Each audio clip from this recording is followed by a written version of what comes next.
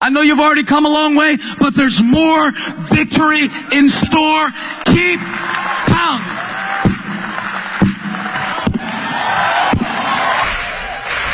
I know you feel like giving up, but the Spirit of God says tonight, you haven't seen anything yet. I know you might not have much fruit on the vine right now, but there's something growing on the inside of you that can't be stopped. Don't you stop pounding. Don't you stop believing. Don't you stop praying.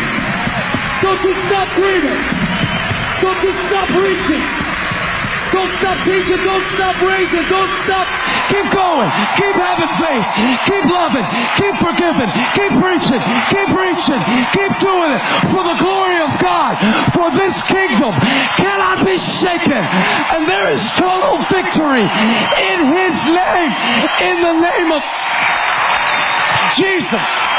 See, when I used to think about who I was, it made me ashamed. But now I no longer see myself for who I am. I see myself through the lens of what He did for me, and I'm not ashamed of the gospel. I got a new look. So the cycle of shame is broken. So the cycle of sin is broken. So the cycle of fear is broken. So the cycle of slavery is broken.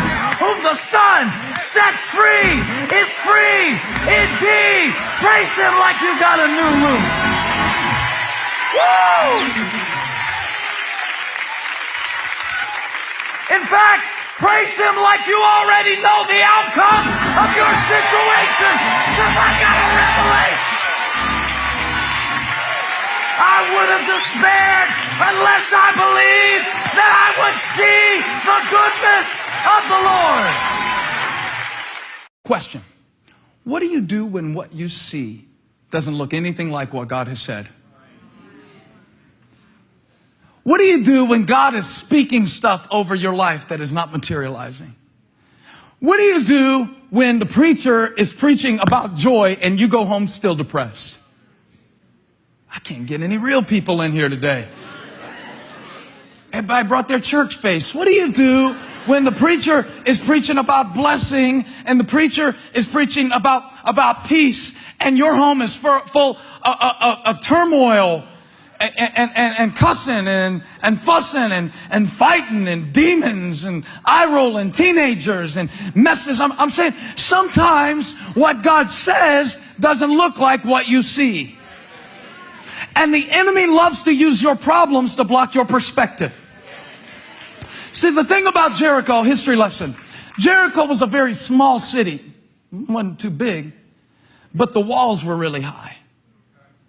This was the first city that the Israelites would have to take. Now, after Jericho, they would move on to Ai. And after Ai, they would move on beyond that place. And they would conquest throughout the entire land. And God would give them great victories. But it started with Jericho. Jericho, although not a big city, was a well-defended city. High walls. Jewish historians tell us that in this time, there were really only 5 ways to deal with a walled city. But God is about to give His people a strategy that has nothing to do with any of those 5 ways. And I'll tell you why.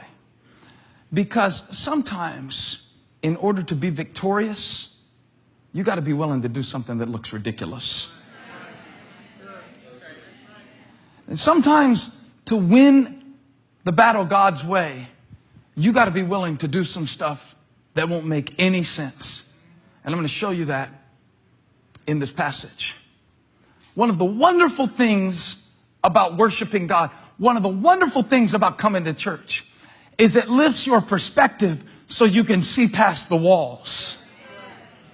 If all you ever see is problems, so Joshua looks up and he sees a walled city. But it doesn't matter what he sees, because what God says is His reality.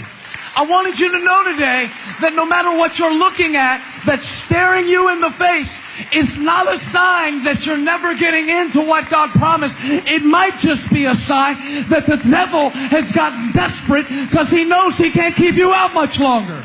I have learned that my light and momentary troubles are achieving for me an eternal glory. So the pressure that I'm under right now is pointing to a glory that is going to be so much greater. How many believe the glory that is on the other side is going to be so much greater? What God is doing through my life in this season of pressure, I'm going to be stronger. I'm going to be stable. I'm going to be steady. Next time I know how to shake it off. Next time I know how to spend the night in the fiery furnace and come out without the smell of smoke on my clothes. Who is this for? You've been under pressure. Your pressure has been pointing to your end. But God says, I'm pointing to glory.